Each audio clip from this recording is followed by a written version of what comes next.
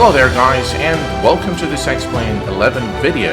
Today we're going to be taking a look at SkyMaxx Pro version 4.5. In this video we are going to be taking a closer look at SkyMaxx Pro. We're going to be examining the new textures, performance, and the overall weather representation. We are currently situated at Charlie Yankee Bravo Delta or Bella Coola, and this is where we're going to be conducting our first test of SkyMaxx Pro version 4.5. Before we begin our closer look at SkyMaxx Pro, let us take a look at the settings. In terms of the settings options, nothing really has changed, though performance has been improved in some areas. In terms of the cloud area covered, I currently have this set at 5,200 square kilometers, and I've done extensive testing in the last couple of days, and let me tell you, performance has definitely been improved in this arena. Puff rotation speed 0.02, puff cloud style is at soft. Now, when you move to crisp, the clouds become a little more defined, and they kind of look a bit unrealistic. But I think this is a very good setting. It gives the clouds that natural look. God rays are disabled, and for some reason, if you turn them on, they will really curse your frame rate. So my recommendation is to keep them off, though in some situations, they actually look fantastic.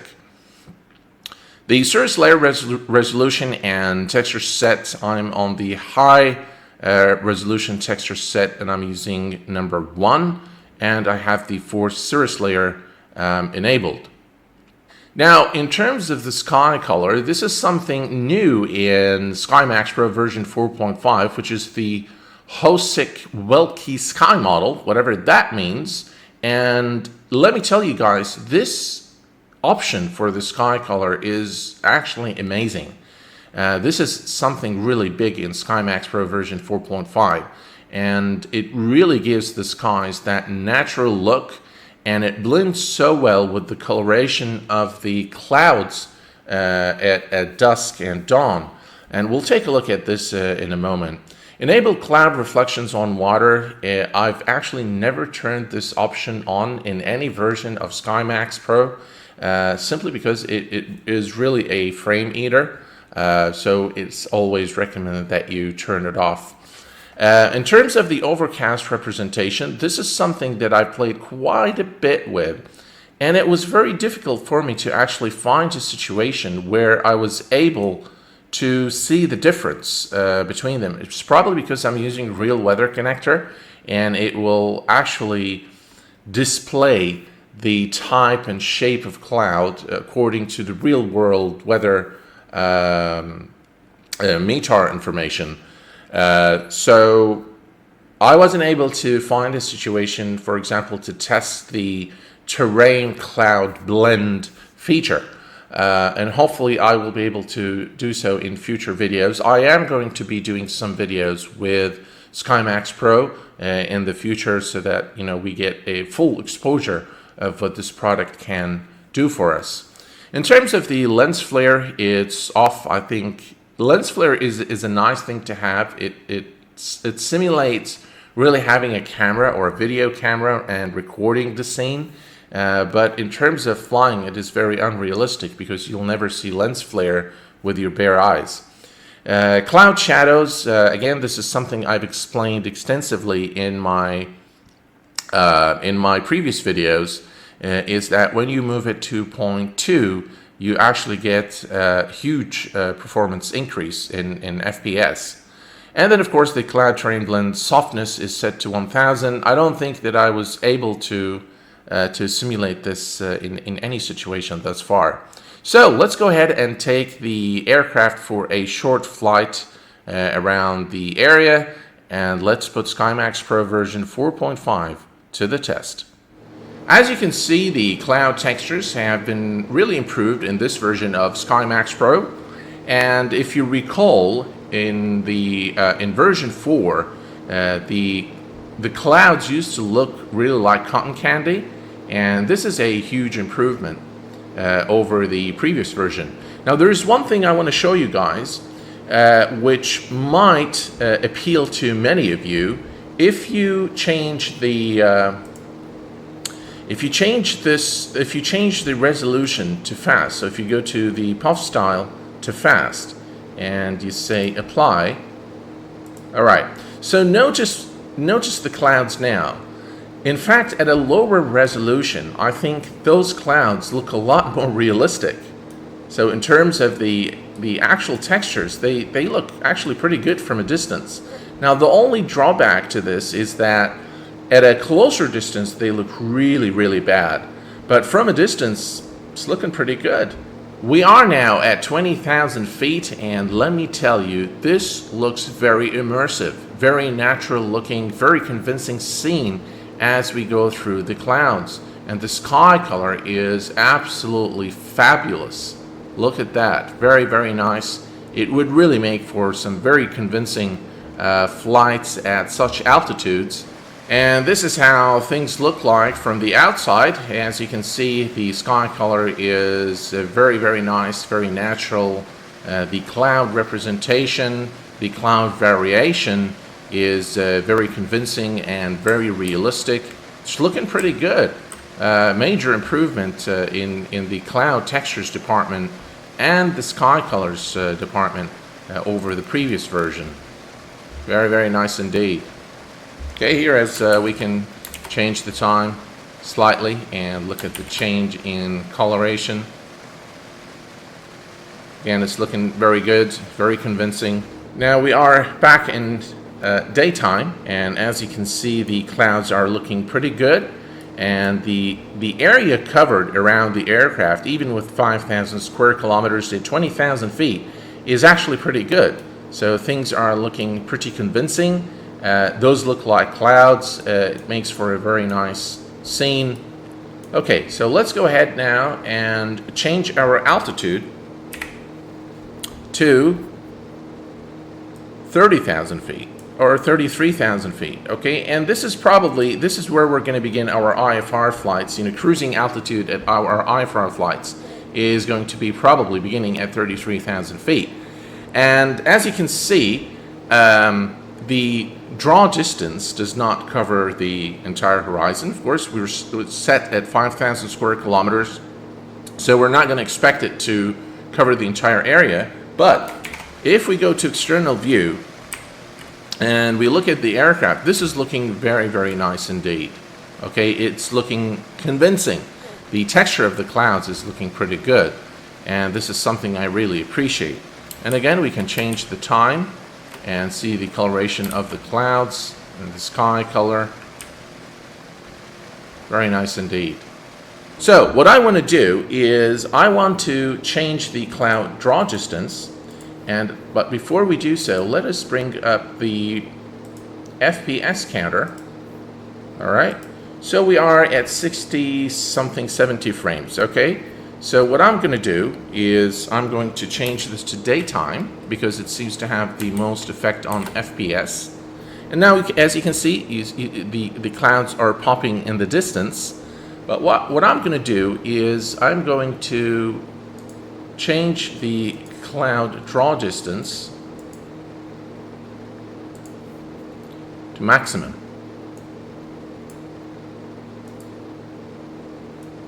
Okay. So we are at 100,000 square kilometers. Okay, so let's note our FPS is about 60, 65, let's say 60. And now we're going to change this to 100,000, which is the maximum. So we are now running at maximum cloud draw distance. And as you can see, the area covered around the aircraft is much larger now, but at the expense of our frames. So we went down from about 60 something frames to about 24, 25 frames, which is, by the way, still acceptable, still flyable. If you can achieve that many frames, I think it's still okay. Let's go ahead and take a look at the outside.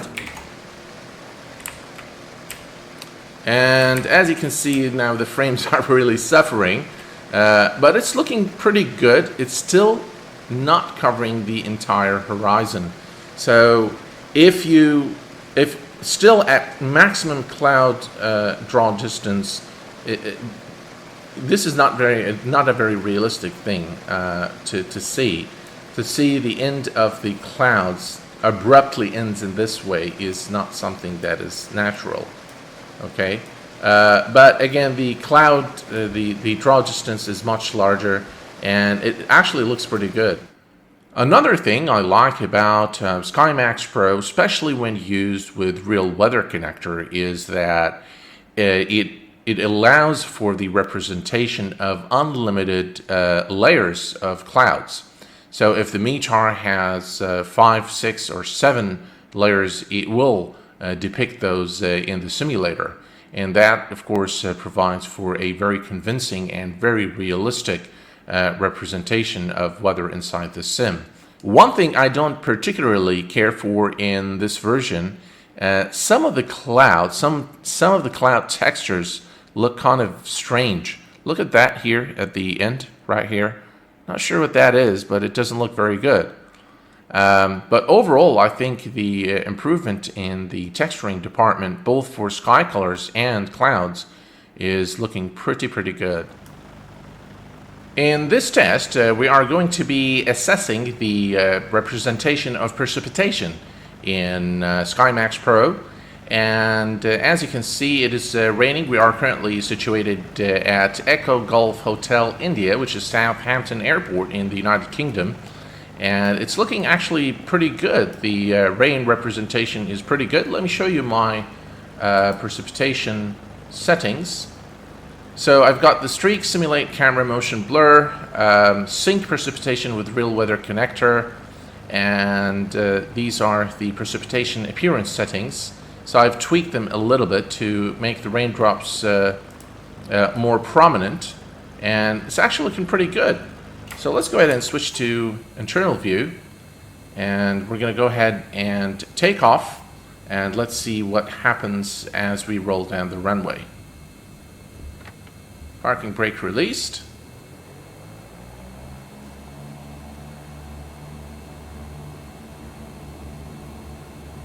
And as you can see, the raindrops now change direction. And let's rotate.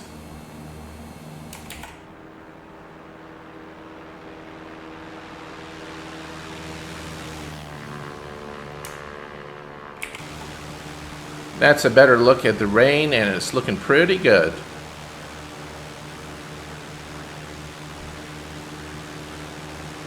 Another thing I like in SkyMaxx Pro is the representation of fog and how it's properly scattered. As you can see here in the distance, it's looking pretty good. So overall, I think SkyMaxx Pro version 4.5 is definitely back on track, and it's looking pretty good. There you can see some clouds there.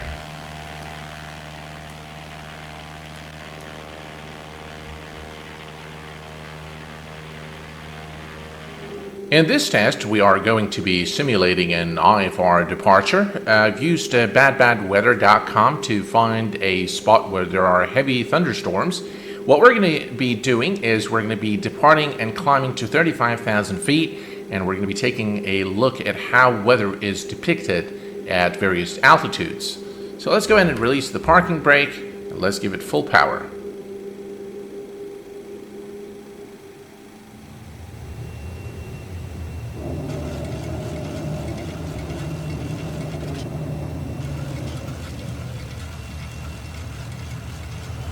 Okay, we are now at 2,500 feet. Let's go ahead and take a look from the outside. And as you can see, the clouds are looking pretty good. The coloration of clouds is looking very natural and very convincing. We just passed 5,000 feet, and as you can see, the scene is still looking pretty convincing from inside the 3D cockpit. It's actually looking pretty good. Let's wait a bit here as we go into these clouds and see what happens.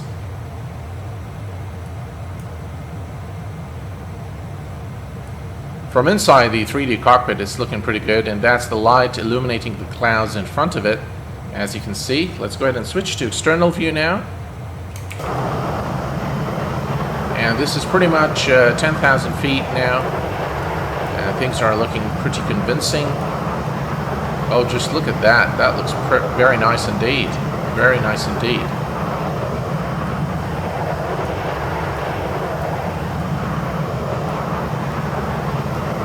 By the way, if we just...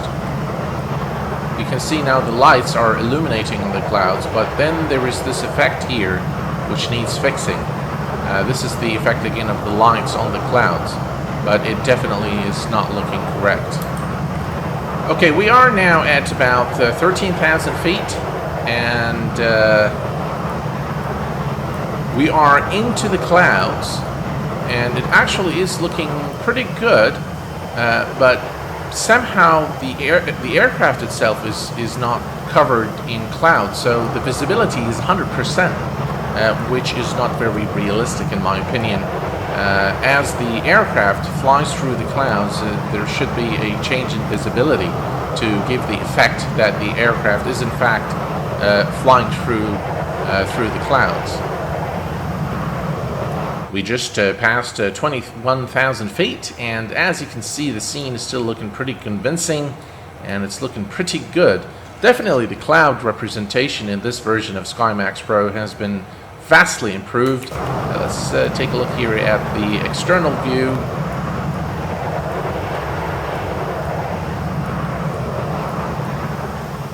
Look at those sky colors. Beautiful.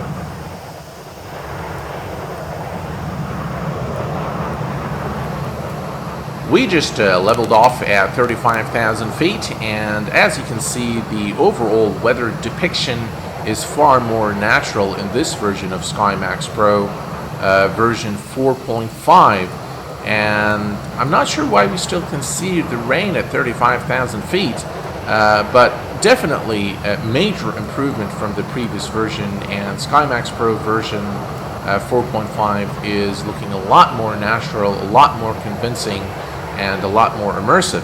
Let's go ahead and change the time here to look at the coloration of the clouds. Again, it's looking pretty natural. The sky colors is a definite improvement, and I think it gives you a very favorable overall experience. This is what things look like from the 3D cockpit. Now, I'm going to run the cloud draw distance again just to kind of assess how it looks at 35,000 feet, and I think for most of us it's very important that the weather representation at higher altitudes is near accurate, or at least immerses you in the flying experience and makes you feel that you're really flying into natural skies. So let's go ahead and try our test one more time. We're going to go to the cloud draw distance, or area covered, and I'm going to just take this all the way to the maximum available. Okay, so we are now at the maximum cloud draw distance of 100,000 square kilometers, and still we can see that the edge of the clouds there, it ends there, and then you know, it's pretty much clear skies in front of you. So that is not very realistic. I think it is something still needs to be worked on, but hopefully we can see improvements in the future. And the nice thing about SkyMaxx Pro is that it's been under active development ever since it was launched, and this is something I really appreciate. It's under active development, it's never gone to sleep, and we continue to see improvements.